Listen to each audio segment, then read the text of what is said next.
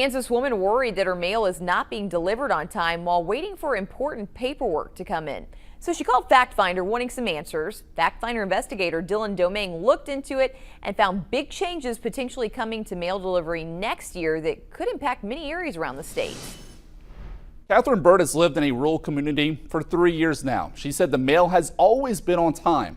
That was until last week when she said her and others down her street did not get expected mail for several days. The local post office tells me that it was just a case of them not receiving mail to deliver to those homes. And we do want to report that as of Monday this week, Catherine says she is back to receiving her mail once again. But we do want to bring your attention to something that elected officials are also looking into. A recent proposal by the U.S. Postal Service could lead to delays in getting you your mail if you live in rural areas starting next year. It's a concern of people like Catherine who live in some of those areas. Everybody that gets mail, a lot of it's time sensitive. It could have been medication. It could have been anything to do with somebody's paycheck. It could have been anything like that. And then all of a sudden the mail didn't come.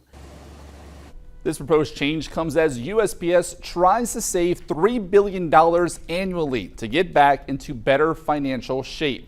The Post Service is putting more of an emphasis on large regional hubs. So if you live closer to those hubs, you might get your mail faster, but those that live further away might start seeing a delay. According to CBS News, all mail would still be delivered within 2 to 5 days, but in some rural areas, mail delivery may take an extra 12 to 24 hours to arrive. So instead of a letter or paperwork taking 3 days to reach your mailbox, it might soon take 4 days. Now, as for medication in the mail, officials say that there should not be much of an impact and that is expected to still be delivered on time, if not even faster.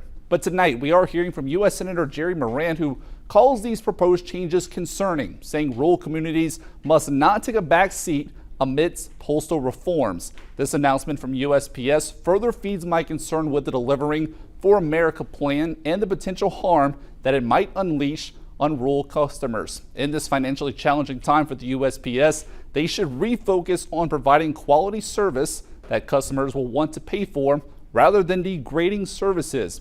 I will continue to monitor and hold USPS accountable for their actions.